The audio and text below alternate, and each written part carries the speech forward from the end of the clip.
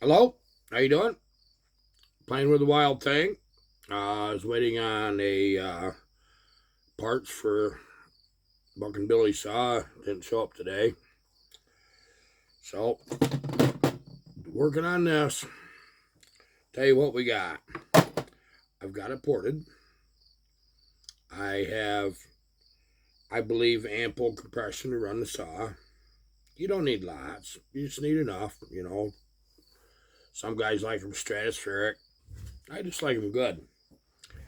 These little saws actually roll pretty good, so if you have a hard time rolling it, which I did a little while ago, you got to do something about it because it's way higher than you think. Big saws can pull hard as heck and be lower than you think. This is the way it works. Okay, transfer work, got it done. The motor is not the final assembly. I've had it in and out of this saw a dozen times. Now it's about fitment. These are not the most roomiest thing. Basically, what we're doing here is putting a 429 in a Pinto station wagon. If you guys remember them good old days when we used to do stuff like that. But I'm going to take you along a little bit of this journey on what's what with these saws. I got my exhaust on. It's pretty. It's pretty. I like it. So let me move you. Okay, this is my fuel pump. Okay, my vacuum. Now, what I did was I actually went into the side of the intake block, which you can't see right here, but I'll show it to you when we got it out. You can see where the intake is. That's a nice intake, isn't it? It really is. I'm liking that. Yes, I windowed the piston. I've got to find a place to put this. Now, Charlie Briscoe actually had a grand idea. He mounted it right here on the handle, which you see. But what do you do? I mean, just really, seriously, what do you do? Now, my reed cage has to go right there. Okay.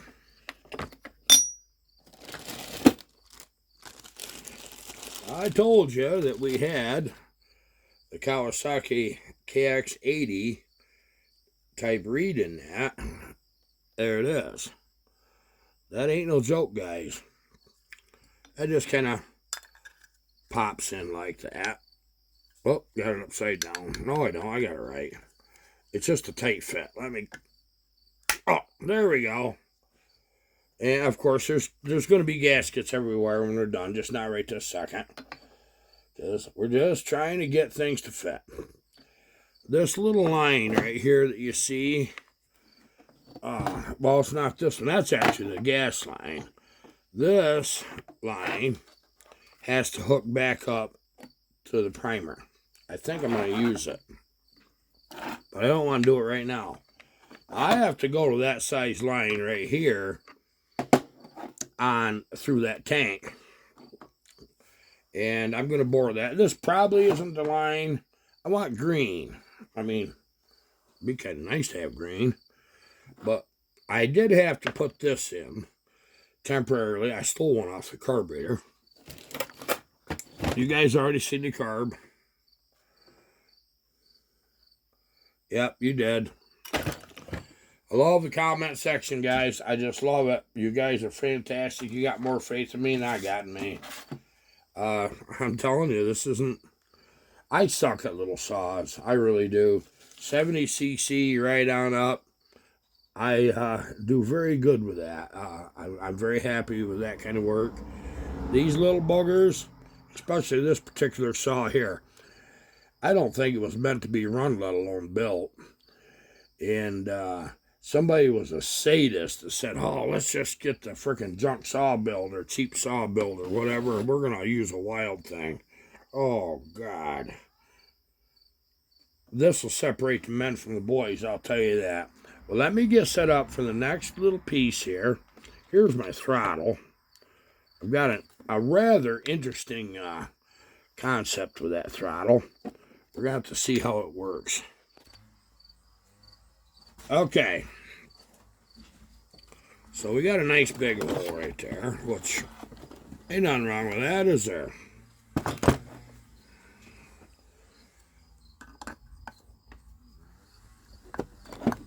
Okay, so the reed cage goes there.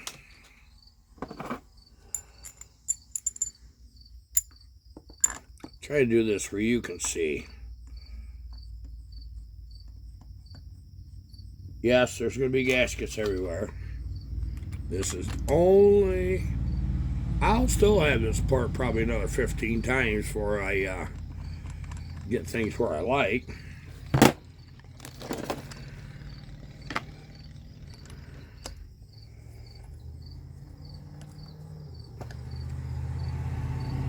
So we won't stress our bolt holes. Okay, so we have a fuel pump. Charlie, I think he's right there, buddy. That's where that's got to go. I thought for sure it fit underneath that darned reed cage right here. It doesn't seem to want to. Okay, now, might as well swipe another one of these overflow lines. Because we have to represent a fuel line. I might as well swipe another one, yeah. Okay, so the one thing we know, this is the inside, there's an arrow.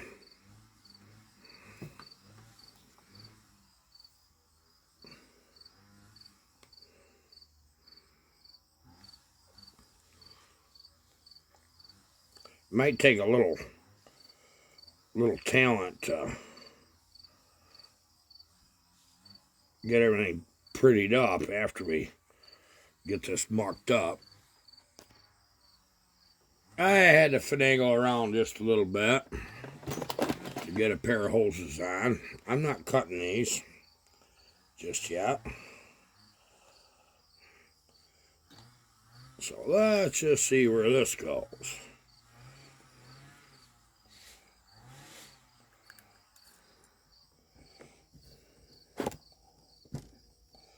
Okay, that was just too easy. I gotta move a couple cylinders out of my way. I got about 3 too many in my way for another project and another project. Let me get this. Just Friday. Everything's fun today. Okay.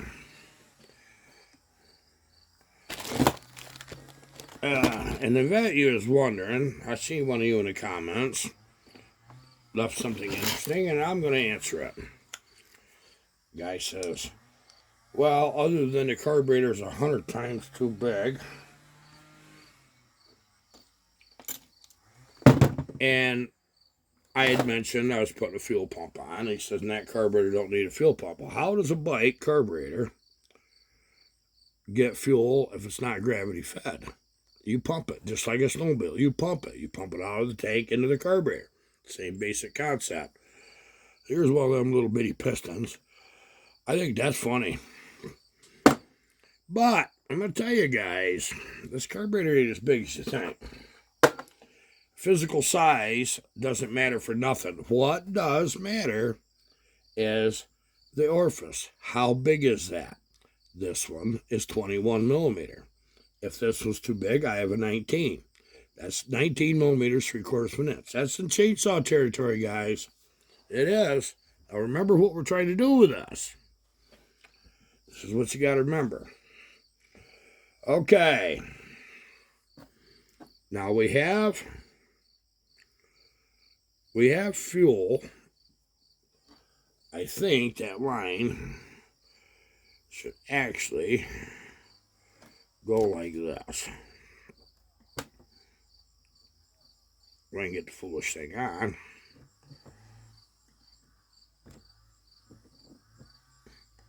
Okay. That's not horrible. Now in here, what I've got going on is I have the fuel line coming from the tank. The old choke is gone now. We obviously don't need it.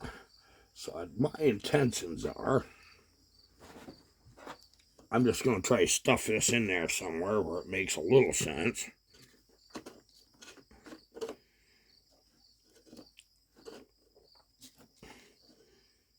Okay.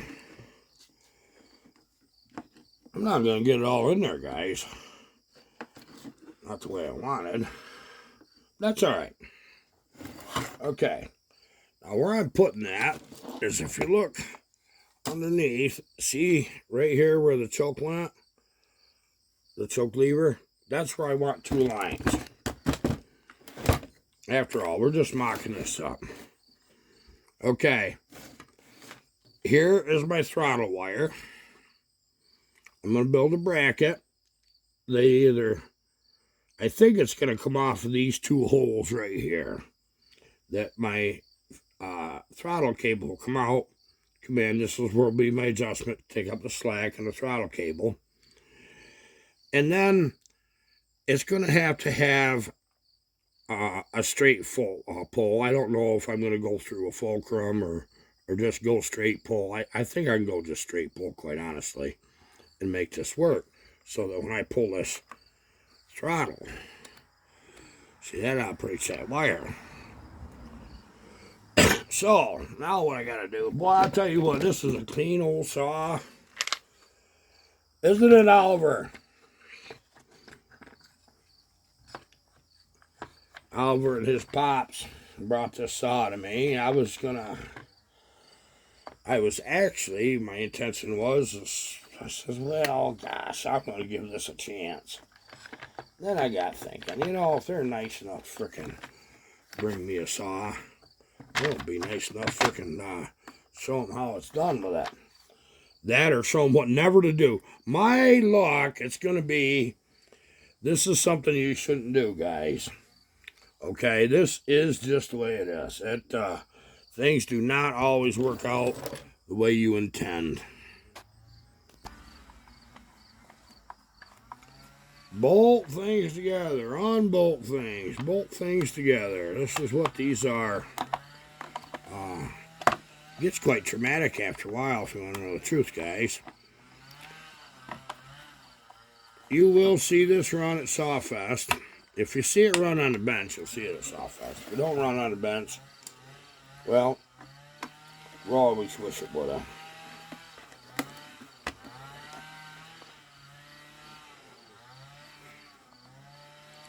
I actually think I've got something good going here. That, I don't.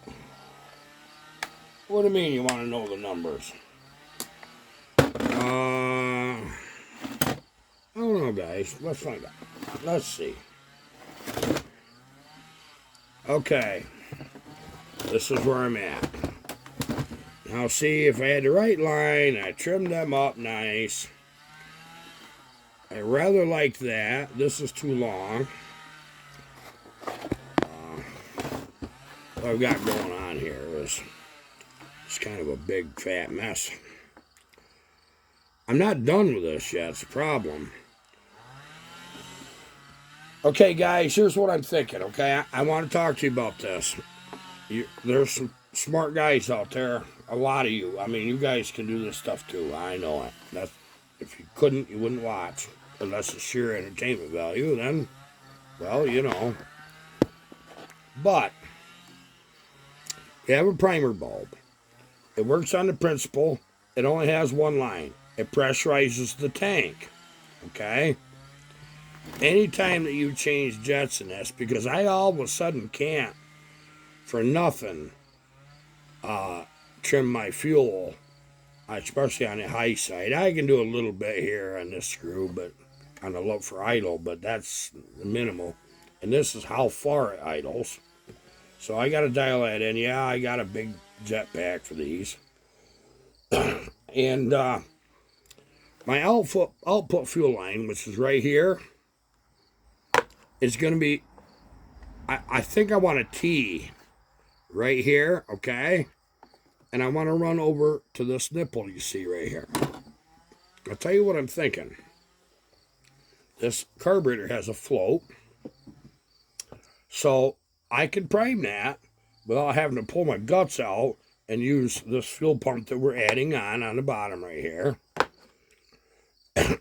And when that carburetor fills, I think this should be a line that I can see through easily, which I can this. When that gets full, it'll put a little fuel in here and this between the carb and the reed cage as a primer. This is what it'll do. So it fills the carburetor, the float comes up, shuts the needle, shuts the fuel off going to the carburetor, and then I can get a little shot here. Okay? That's not a bad idea, is it? I didn't think so either. If you guys got a better way, let me know. If you see something goofy that I'm doing, well, you can let me know that too, but I probably won't do anything about it. But I'll think about it. But some of you get a great idea. I listen. I mean, a really good one, I'm going to listen. Okay, we are going to have a functioning kill switch right here. That's still going to function, which is kind of neat. I have other kill switches that I could use, which may be kind of fun. Let me see if I can find one. Okay. So we have this kill switch, but I also have a box full of these. Okay. Arm it. You can hit that with your hand. It shuts that switch off. See? There, it's armed. And it shuts it off. We have plenty of room right here to mount this thing. So all you do is you'd pull that down, turn it on. That would be run. And that would shut it off. And it would mount right exactly where this one does, because only the red part would stick out. I mean, I could mount it that way too. It wouldn't matter. I wouldn't want it where I could bump it real easy, is the only thing. So that's why I was thinking mounting it this way. We're going to take a vote on this. If you want to see that, we'll do it.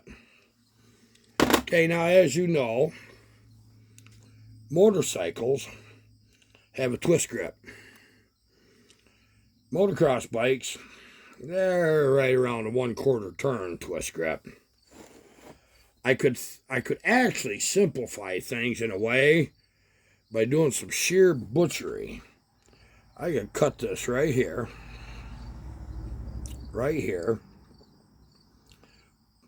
put an old piece of motorcycle handlebars right in here with that twist grip on it. So we could have a twist grip.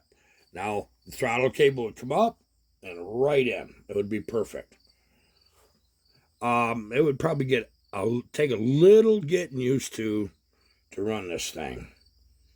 But I think I'd get used to that real fast. I'm kind of used to that kind of throttle anyway. I don't see a better place. I want this line routed right around and straight up. I don't want all this dangly hanging stuff. But I think we have a good concept on the lines. I don't have a good concept for that fuel pump. I'm not happy with that. Let's look at something else. I think, what if we mounted it there? That might not be so bad. We could do that. Wow, you know something unbelievable? Other than you wouldn't get your cover off, that would mount right on them 2 bolts. What if we built a little plate and mounted it right there? That gets it away from the handle. Let's do this right. We're going to do the wrong thing right, guys. What's that worth? I'm going to be able to pull that. I got to get 2 pops out of it. Oh, I can't do it sitting down. I just can't. Okay, there is another way to do this. I can build a mounting plate. See, if I get too low down here, I am in my gas tank. Up here, I'm not. I'm up underneath what used to be the air cleaner. What if we built a plate to mount this little bugger? Either right there, or we can mount it like this too. We can mount it long ways. That wouldn't be bad, would it? Honestly, mount it needs to be higher rather than lower, I think. That keeps it away from my hand, especially if I did do a twist grip. If we did a twist grip, we might have build an expansion chamber for this if I have time. I don't know. I'm not taking this build real serious. It's a lark. That's all it is. There's too many good builders building these. And I'm not that great at saws this small. I'll tell you that right now. There's many of them can do a much better job than me. I'll tell you that straight out.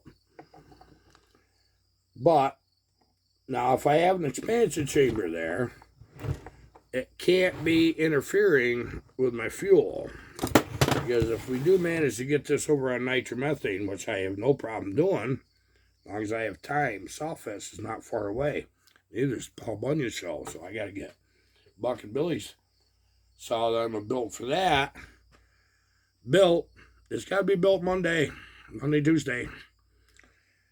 Run and shipped. That's what it's got to be. This is the only way I'm going to get it done. And I can't do it. I can't do it as fast as I want to.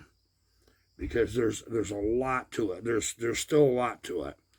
But what do you think of this little project? It reminds me, I'll tell you what I did.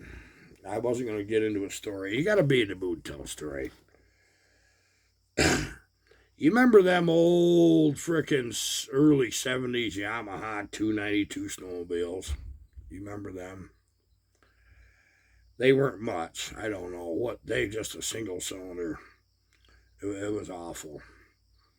Well, this was in the 70s when I was racing motocross. I was probably 16, 17. No, you know what? I was 18. I remember this. I get thinking about it. I got one of them for $10. The motor wasn't no good. And I'd seen that Articat had a 440 at the time.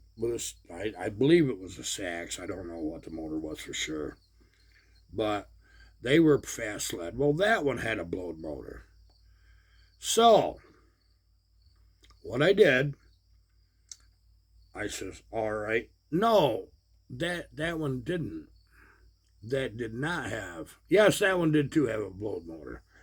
I picked up a two-stroke, let's just call it multiple cylinder. I can't remember if that was a 2 or 3 cylinder. I know it was a big two-stroke, and it had a centrifugal clutch just like snowmobile.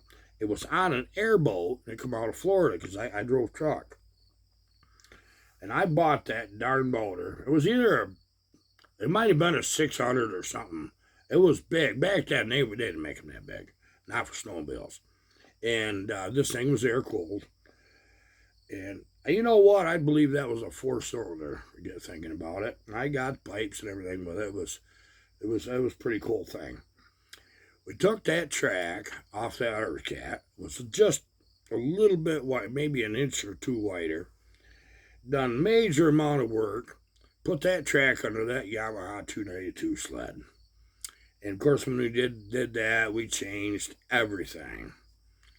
So that we had a pretty good gear ratio when we got done, actually. And I knew that 2-stroke run that I bought in Florida.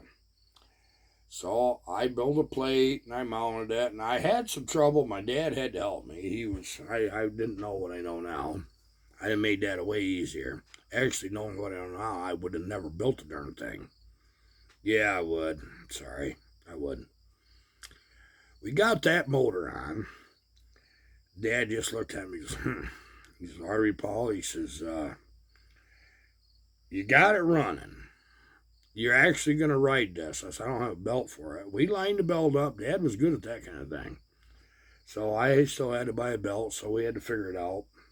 Not a problem. And he says, what are you going to do about hood? Oh, we think about that. Here's a motor this wide. Sled's this wide. You know how that goes. It's this long. Hood's this long.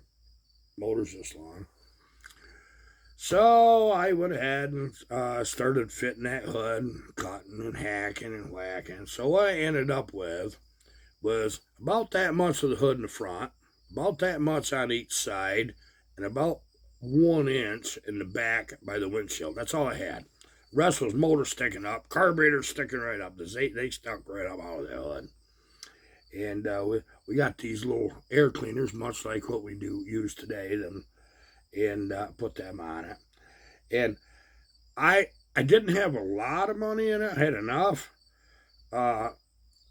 But when you bought back then, you could buy a sled that was toast for quite reasonable.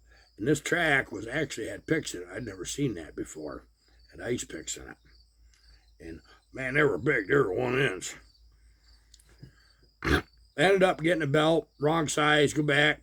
Now, this is Canasteo at the time, which was 5 miles from us approximately, had a Napa, and they carried a lot of snowmobile belts.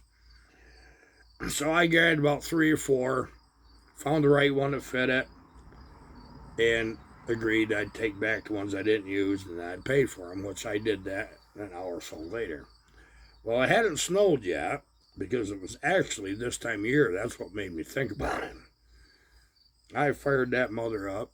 Oh, God, that just cackled. Neighbors come running. They had brand new snowmobiles. They didn't have nothing like what I just built. And I goosed that one too many times, just a whisker boy that clutch hit. And man, I thought it was going to throw me off. Wow. That thing was crazy. 77, 78, I did this for that time. There was nothing that would touch it around us, people that had regular snowmobiles. Well, I shouldn't have sold it, but I'm glad I did. Because I did sell it to a guy. I ended up trading. I got a 2-year-old sled and some dough. And yeah, I like the sled that I got pretty good, but I like that dough better. And I got enough out of that. Well, he goes snowmobile drag racing. They had 10-town snowmobile club then. And he was cleaning up. Well, they kind of told him, don't bring it back. Yeah, okay. That was nice about it. Just don't bring it back. We don't want to see that sled again.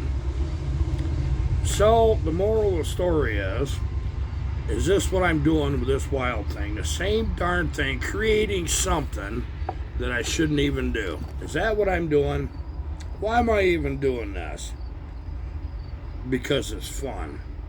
And you gotta admit, it's sheer entertainment value.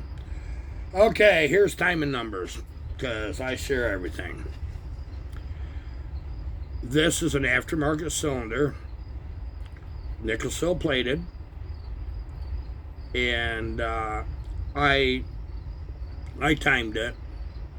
The exhaust opened at 108. Okay. 12 degrees later, 11 and a half actually, the transfer's open. So it's bim bum, just like that. But what you got to remember, guys, that's a tiny little cylinder. Just tiny little booger. So it doesn't take as long to evacuate the exhaust gases out and finish shoving the exhaust gases out with your intake charge. It doesn't take as long. And so you get along with a lower blowdown like that. But that was lower than I wanted. The thing that I've seen with these so far, the other people build that are darn good builders, is they got no freaking rump behind them. They got nothing. So, contrary to some people's opinion, I run a longer blowdown.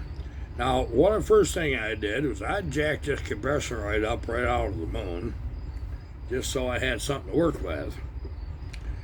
And I was going to shoot for 18 degrees blowdown. So I opened it at 102. This is why I had it on and off so many times. Nope. Still couldn't pull it through good. Couldn't. No, it was too much compression. So I went to 97 for exhaust opening. That's stretching out my blowdown, you know. Nope. So I said, okay, let's just go ahead and get it. I got it where I could pull it over like it is right now, just like you've seen. And I hit, I believe would be a nice number for this, as a torque saw. That's what they don't have, is any torque. I got 24 degrees blowdown out of this. We started with 12. I opened my exhaust at 92. I'm going to hear it from people, and it's going to be all wrong. Oh, that's all messed up. It's not going to work. It's just the wrong way to go about it. Well, yours ain't running very dang good either, guys. So somebody's got to frickin' step up to the pump and try something new. Break a few eggs. You'll get your omelet. Goodbye.